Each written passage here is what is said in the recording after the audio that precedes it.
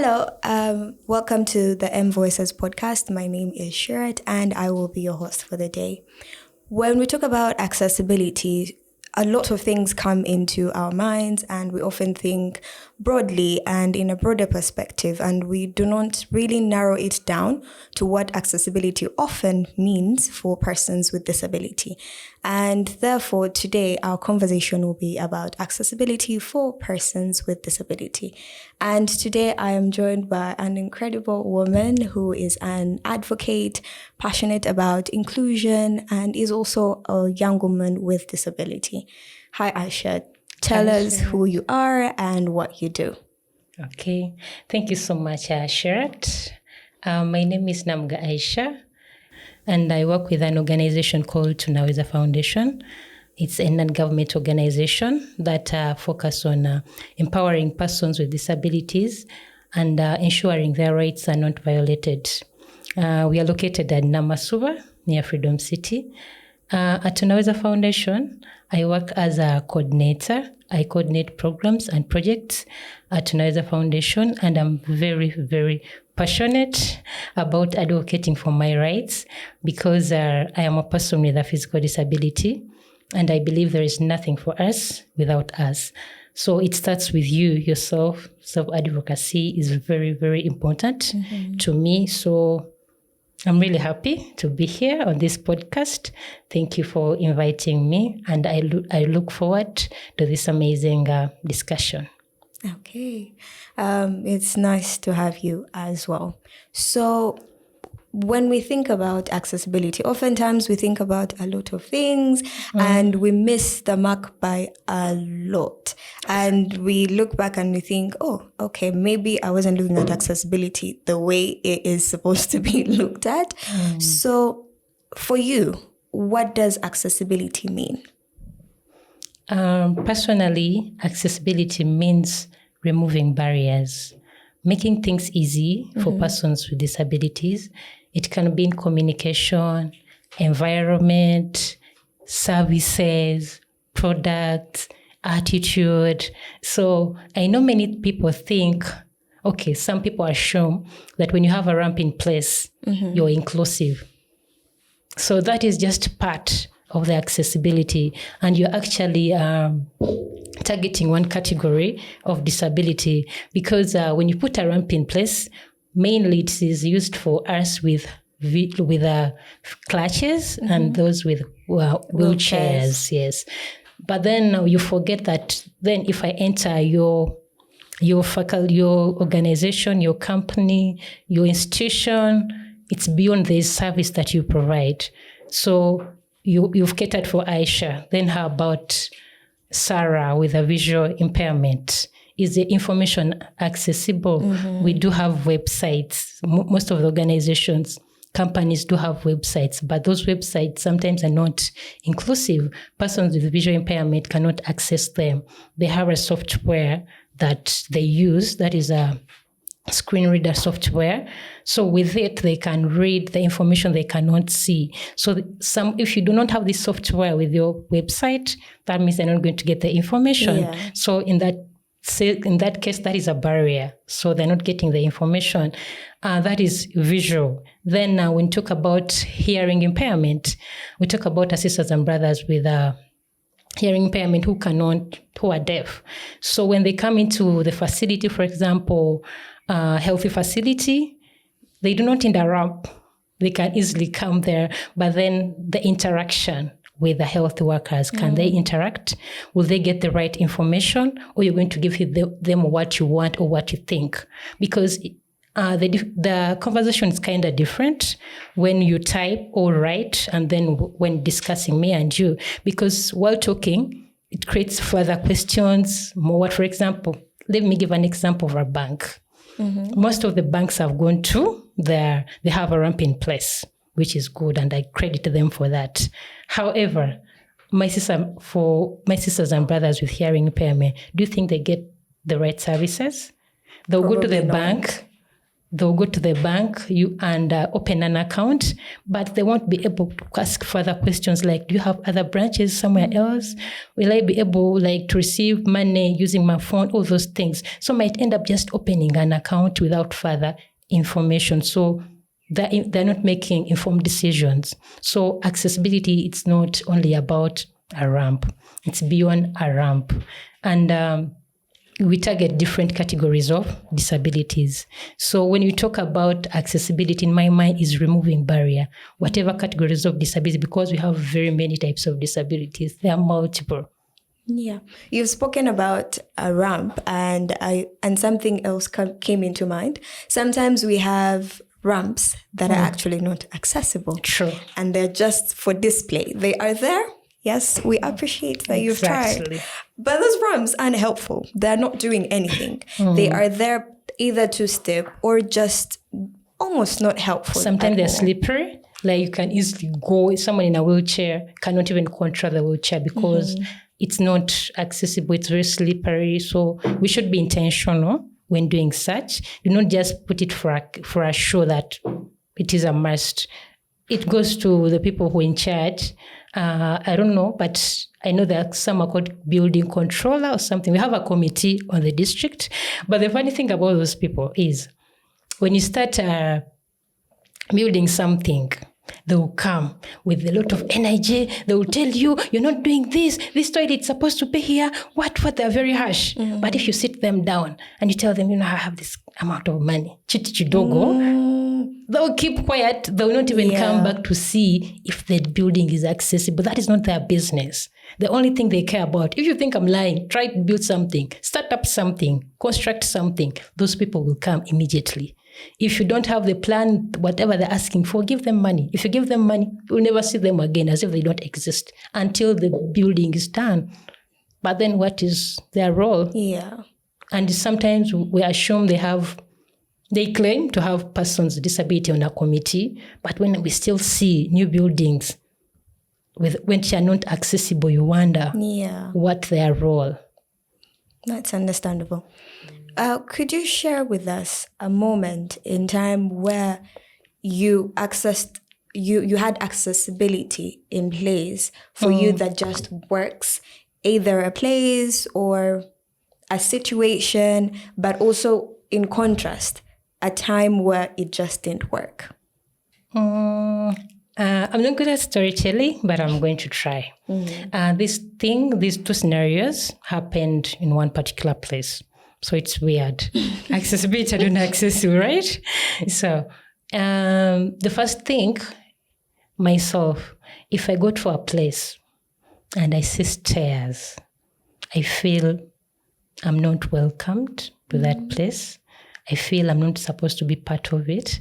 Because when I see the stairs, then there is no lift, I feel like, I think this is not for me. So that's how I feel when I go to a place and it's not accessible. So one time, when we were going my first time to use a flight, I was very excited.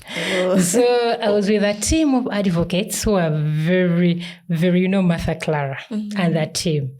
So they were very eager. They just learned about their rights. They're very, they're ready for the world, ready for anything. So we went to the airport. Everything was okay. We got our tickets. We went inside. The check-in was okay. I did not go for a line. We just went through. But then when we reached, I don't know how that place is called, but I know these how do they call them? Escalators? Yes, that escalator. With my movement, I cannot use an escalator because the way I move, I have to put my clutches first with force, then I push my body. So the escalator cannot wait for me to adjust it for it. It's already moving. So chances are high of falling. And I did not want to take that risk. So I told Martha, no, this is not good for me. She's like, it's okay. She waited for the people who were around. And excuse me, sir, we need, she cannot use this place. So can we get a lift? Do you have a lift in place? The guy was like, yes. So can she access it? The guys were like, you see now, but she can use this. And we're like, we've told you she cannot use it. But then you're insisting. So he was like, okay, let me call someone. He went for some time. He called someone. So this person came. we had to explain again why I need to use a lift, that I cannot use these escalators, I have a disability, So it took time, but finally they agreed. We used the lift, and I think it was a VIP. Yeah. So, when, because I found myself already in the plane, the way I did not see any other. Oh, so you directly moved into the plane. The plane, yes, it was very smooth. I was like a VIP. So I really appreciated that. So and I felt very comfortable when I was moving, and everything was okay. Mm-hmm. But remember, I had the team behind, the supportive team. Yeah. And so allow me to consider that accessible, though it had some explanations, but I was able to go to the plane and everything was okay. But then there is this other time I was traveling alone. So the same issue happened. I cannot use the escalator. So I explained to this particular person, excuse me, I cannot. I had to explain why. And I was like, do you have a lift? It's like, can I? So he said, what? I don't know why I need to explain. Yeah. So still he called someone else. So this time I was really pissed. So I told the lady, do you still want me to explain why I need to use a lift? After explaining to him, because I'm very sure he told you why he called you. No, we are really sorry. They are already sorry. We are really sorry. She took me to the lift. I went. But then the problem came in when I was going inside the plane. Those stairs, the way they look like a hill to me. I don't know whether it was the plane, but for me, they look like a hill. So I told this person, but these stairs, it is really risky for me because they are very small and the way you use clutches, it was kind of risky. So I told this person, is there any other way apart from this? Because I remember I had the other in my head. So this person told me, no, at the moment, we do not have any other way. I was like, there has to be a way. So he told me, maybe we carry you. I was like, what? Really? I hate being touched, whether male or female. I don't like it. So I told him, no, I don't like it. I don't like it to be touched. So he's like, no, it's already time and you see. So it was like, Guamani, it's up to you. So I had nothing to do at that moment. I had to take step by step, but at a risk, because a slight mistake can easily fall. So in my head, I was like, really? So I lost the mode. So it comes back to the system, what I told you. The things might be in place by the system. Do we really have to explain why I need a lift? I'm in a wheelchair. I have clutches. Do I need to explain why I need a lift? There should be a person already placed there, that when you see a person, the way they've placed other people that you cannot pass here, they should place some such people. Like if a person comes with a disability, they should not make this line. They should go straight, use that lift. Yeah. They should, that things should be in place. So the system. There should be things that already work. In place. The attitude. They don't know how to handle person with disabilities. You just say whatever you say. So those two moments in one particular, you see. Yeah. So the system. So the first it was, I can say accessible because I had friends who were ready for anything, and they were ready, like, we're going to sue you if you don't do this. I love the energy. That is the energy you're supposed to come with. Yeah, with Martha Clara, the energy is always with her. Yeah. So she threatened. Then she was like, "You guys, I'll sue you. If we miss our flight just because we are explaining this, which is like you can easily see it, it's not right." So those two moments.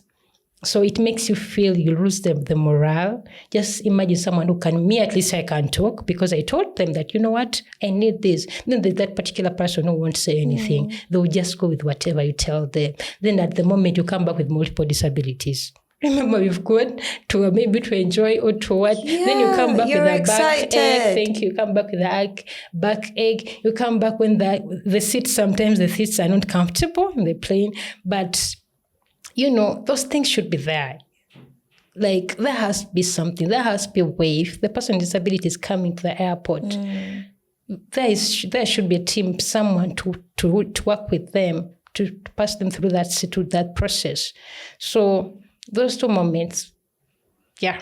It is quite ironic that they all happened in the same place. Yeah, just the system, that the is attitude. crazy. Yeah, but that goes to show that just one small thing can change a lot. Exactly. But then one small thing again can deprive someone of being able to access anything that they must be able to access at that time. But speaking of transport, you have mentioned the air transport aspect, which even to us sometimes, people with mobility, it can be a bit challenging because some days you're not okay, other days you're just sick. For the girls, sometimes the cramps might just be the worst you've ever had in your entire life, and you just need to take a moment to sit. But those people are, for lack of a better word, not the easiest people to work with. But when we come to other spaces that work around transport, how does that work for you? We talk about taxis. For a taxi, okay, it depends. The taxi for a person with a wheelchair, it is hectic. Because these people sometimes refuse to take persons with disabilities simply because they have a wheelchair, simply because the wheelchair is dirty. Sometimes they want you to pay for 2 seats, the wheelchair and yourself. So I have this friend of mine who is really, I don't want to say stubborn, who is really aware of her rights. So she told this guy, if any of you here is going to pay where they put their feet, I'm going to pay for this wheelchair. But if no one is going to pay for where they've placed their feet, because these are my legs. If all of you are going to pay for where you're putting your legs, then I will pay. But if not, and you have to take me. If you don't take me, I'm going to sue you. Because it's all right. Yeah. But then why would you ask for 2 payment? This is a human being like you. You're already seeing they have a difficulty, and then you're adding a burden. Sometimes they don't even stop. When they see you, we are going to Tawanya. She's going to disturb us. Let's just go. So you be there, please, wait. They just go. They just don't feel like. So it is really very challenging when it comes to those with using wheelchair, because they ask for extra money for their wheelchair, and sometimes they have to be carried. And for us personally, I prefer sitting in the front seat. So sometimes it is really makes me uncomfortable to make someone, to move someone from their seat, because this person, some when they want you inside, they can do anything. Literally. They're very polite when they want you inside. So they'll tell this person, please, can you give us this seat for this person? So sometimes I feel uncomfortable, but some people are okay, some are not really okay with it, because I came first. And it's their right, they came first, of course. True. So sometimes I'm like, let me wait for another taxi. So sometimes you even spend more hours waiting, simply because you've not seen the seat suitable for you. For the boda guys, sometimes they can easily just don't like to take you. They don't prefer, which is their choice. Yeah. Someone might say, because I remember one time the scenario I told you about, my sister had stopped this guy, and so he thought he's taking my sister. But then later on, remember, she was just helping me out. So I came out and it's like, no, I'm not taking you. I was like, why? It's like, I'm not taking you, I don't want. Just like that. So you feel like, sometimes you feel like you say some person with disability are moody, are rude, but just sometimes the things we go through, just imagine just reaching where you're supposed to go. You pass through a lot. Now the taxi, now the boda guy. Yeah. Sometimes it just doesn't make sense. Yeah. I remember we worked with someone some time back, and he had a specific judge guy that he used. But on sitting with him one time, I got to understand that this guy charges him way extra, because he has a wheelchair. So every time he's taking him somewhere and he calls him, yo, my guy, I'm here, will you come take me? He comes, puts the wheelchair on. Exactly. But the journey that would have taken 5,000, he adds in 10K. Yes. And that's 15K, just because he has a wheelchair. He's going to carry him. He's helping him get on the judge. He's helping him get off. It's a lot of things for you to work through. And I think sometimes we forget that accessibility isn't just as simple as, oh, there's a judge there. Get on. No, it's Take not. it. It's a There's a taxi. Get on. But also, we cannot forget that there are comments that people make oftentimes when it comes to public transport. And it's way worse when it comes to a person with disability than it is with a person with their motor skills intact. So yeah, that does make a lot of sense. What in your opinion could be adjusted? It could be a small change, but that can make a huge difference for persons with disability that society often overlooks. I think can I say like 3 things? That's okay. Because I feel they follow each other one after another.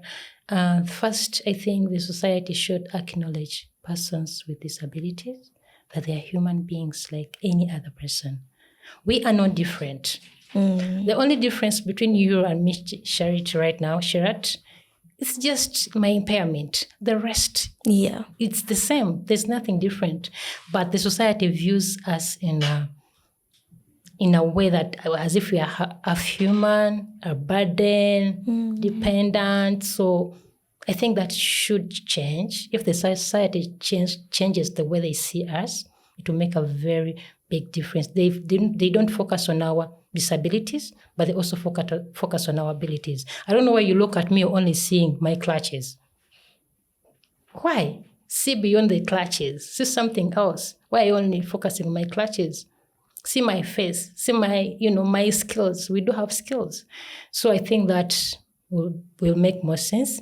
And after acknowledging that we are persons, we are humans like you, respect us, treat us like human beings, then engage us in the society, in the activities that you do. Because I believe if you engage us, the rest will follow each other. For example, if you engage me, Shirat, and you tell me, Aisha, we have something we are working on, I'm like, okay, I'm coming. I come. We work on it. Then I tell you, do you know what? I really love to be part of this, but these stairs here, they really make it so hard for me. I wish we can get a place that is accessible, or at least we can put a ramp in place. You're like, okay, a ramp? You see, so they're removing the barrier, but after the engagement. Because if you don't engage me, you will not understand that. Yeah. The same, the next time you may call a person with a hearing impairment, they'll tell you, know what, I need a sign language interpreter in place to be fully active. We make these videos. I hope you put captions for those with hearing impairment, like they're engaged. They can also respond. So I believe after acknowledging us, engage us, the rest, because if you engage us, we shall tell you our needs and we shall work on them. The other thing, give us a chance. Let us prove ourselves. Do not deny me an opportunity because you think I cannot do it. That is not right. Ask me, give me an interview. Let me do the interview. Do not tell me, because someone told me, do you know what, Aisha? We really want to hire you, but the issue is, you see our place, it is not accessible. Like these stairs, I'm like, I can't take the stairs. Because I know there's nothing that comes easily, because sometimes most of us, we've passed through a lot. I've been at MOBS. We were studying the main building, doing practices. We used to use that building for computer, practice. We had to take those stairs because I knew there is something I need. I need a skill, and I'll do anything to get that skill. So the same goes to you. Do not deny me an opportunity simply because you think I cannot do it. Give me an opportunity. Yeah. Let me decide if I can do it or not. We are very good people, and I take this opportunity to encourage employers out there, employ persons with disabilities. First of all, they are very hardworking. They are very trustworthy, honesty, and very competitive. And they know this is a rare opportunity. So when they grab it, they'll hold it tight. They'll do anything. They give it everything they have. Exactly. And maybe the last thing is promote them. Why would someone be a reception for the rest of their life at your organization? Encourage them, inspire them, encourage them to go for higher education, like any other person, because we are humans like you. Yeah. Yeah. So if you really want a very hardworking person, competent, try person with disabilities. You won't regret. Okay, I hope they've heard, because you've heard it from the horse's mouth. Yeah. And I'd like to believe that everyone deserves a chance to prove themselves. Exactly. You can't put a person into a box and expect them to stay in that box for the rest of their lives. No one deserves to be in a box. No one fits in one particular box. And when we are more open-minded to how everything else works, and we do not think the world revolves around us, I think the world would be a much better place for everyone to be in. If you would change just one thing about how persons with disability are treated in society, what would it be? Mindset. I'll change the mindset of people, because the way people view persons with disabilities, it's horrible. Everything bad is related to person with disabilities. I can give you an example of the day-to-day. Okay, most of you use these words, but personally, they really hurt me. Yeah. Someone can say that this girl failed to give birth. Then the person will say that yadomulema, not even a person with a disability. Oh, wow. So that is the worst. The worst that someone could have is a person with disability. So if I hear that, it kills my mood. I feel like, really? Is that what you think? The worst should be a person with a disability? And it goes to even relationships. Someone is like, even in marriage, someone is not giving birth. They're like, yadomlema. So the worst, they bring that continuously. And even when it comes to relationships, I'll give an example of that. A friend of mine, she was, the boyfriend introduced her to the colleagues. So the guys were like, are you serious? Are you okay? Aren't you joking? It's not a Fool's Day. In front of her. Oh, wow. Like, so they felt like having a person with a disability, it is terrible. Yeah. It's so bad. They can do nothing. They are dependents, they are punishments, they are parents, they are curse. So the mindset that people have around disability is the worst. The words that is the name calling, it comes with the name calling. The words they tell us while growing, that's why most of them are not... they're not outspoken, they can't express themselves because of those words they grew up seeing. Because a word is a very powerful thing. A word can make you, a word can break you, a word can heal you, a word can destroy you for the rest of your life. Yeah. Because I can give you an example of that. When I was young, primary, the teachers didn't care about me. They were like, overall, she has a disability. What can she do? There's nothing.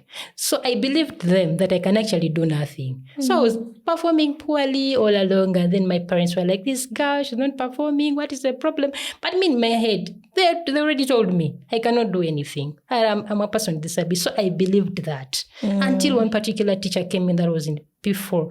So she started saying, Aisha, wow. She started encouraging me, noticing me, asking for my opinions, engaging me in school activities. So I felt like I don't want to disappoint her. I want to work hard. So you see that thing. So the words she used, I started out performing well. The person was performing well, but the words, the name calling, omlema, someone calling me, Butcherman, excuse me. I do have a name.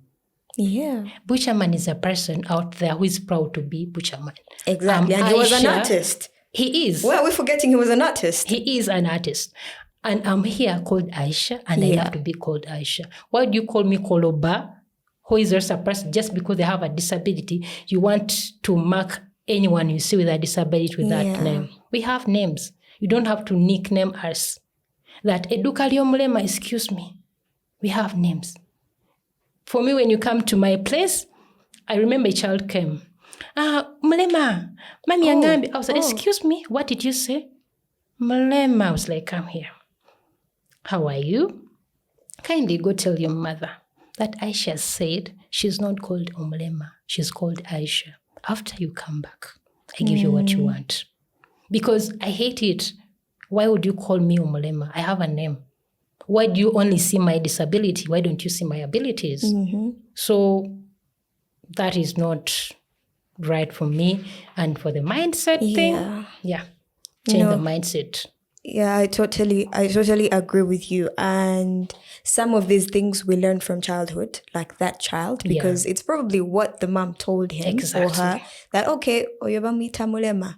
So bogendayo mugambi mami agambye. So that is what the child came with. So they grew up knowing exactly. That is what they grew up knowing. Instead of actually understanding, okay, this is just a person with disability, but they are a person. So, mommy has sent me for this, but mommy, this person is called Aisha. That is not that. So someone told me, I feel like I want to share this. So this person told me, he's an old person, like this person is really old. So he called me Malema. I was like, excuse me. Like I always respond to that. My name is Aisha. So it's like, but I'm saying the fact. I'm like, oh, very right. You're saying the fact. The guy was short, fat. So I was like, short man. And he was like, now why are you abusing me? I was like, I'm also saying the fact. Yeah. Because we are talking about we are talking about facts. You don't have to be like, you don't fear elders. I'm like, oh, is that how elders behave in the society? And I told him, excuse me. And I was like, okay, if I did not have a disability, how would you have addressed me? Okay, address her. Why do you call her Nyabo, Hajat? And then you call me Umulema. Call me Nyabo, Hajat. Do not call me by those things. So if you want to say facts, I'll also say facts. Why do you feel offended after calling you a short man? Because I'm also saying the facts. So mind what you say to us. Sometimes they break us because we are dealing with a lot. Imagine I have to believe I'm going to live with disabilities for the rest of my life. How to accept that? Many people have not accepted that yet. Personally, I accepted recently. Like, oh, I think Aisha, this is the end of you. There's nothing you can do. I prayed about it. We went to hospitals. We did everything, but it failed. So it's not easy. We have a lot we are dealing with, and then you also come with insulting us. It's not cool. Always do what you want be done to you. If you don't like it, don't do it to someone else. Yeah. As we wrap up, what message or what is something that you'd like our listeners or whoever is watching to take away from your story, your experiences, your friends' experiences, and everything we've talked about today?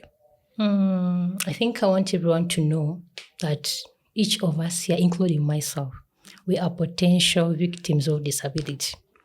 I cannot say, for me now I have my physical, I'm okay. My dear, anything can happen at any time. You have very many people with multiple disabilities. It doesn't mean that if you have a physical disability, you cannot get an accident. You can, and you multiple disabilities. Yeah. So just know we have any one of you whoever is listening, watching this, you are a potential victim of disability. So mind what you tell persons with disabilities. While doing your work, employ persons with disability. It does no harm. It does no harm. Employ us, engage us in your activities. Those who construct buildings. We've seen people, like a friend of ours recently shared that she used to be at,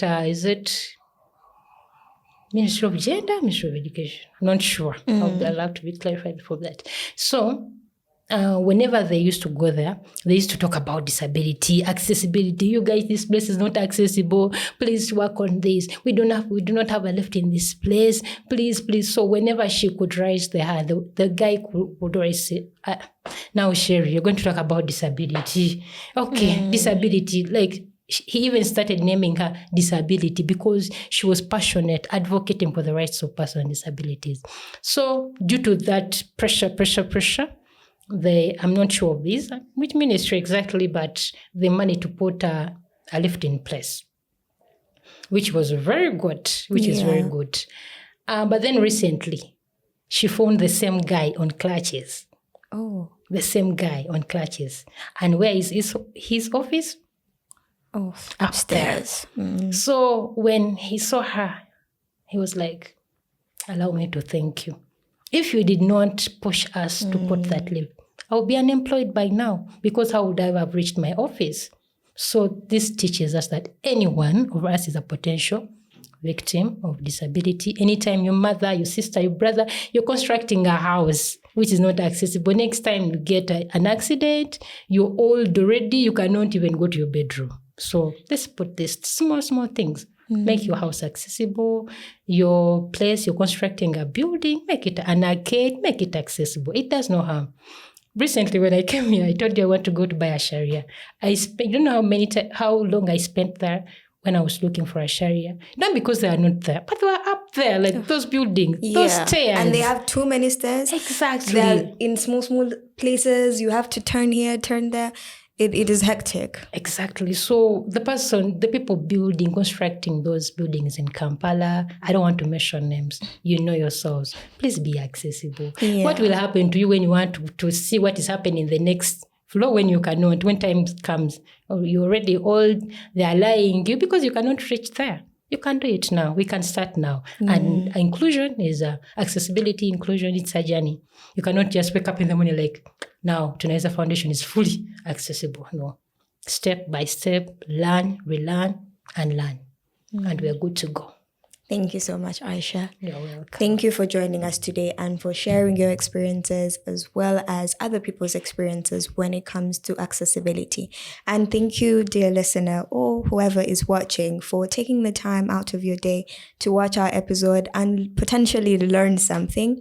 And as Aisha has said, accessibility, inclusion, everything around that is a journey. Take the time to learn something slowly by slowly. It could be just how you call a person with disability. It could be you changing your mindset about a person with disability. It all takes time. And I am pretty sure if we all put in the effort, there isn't anything much we can't do. Thank you and see you in the next episode.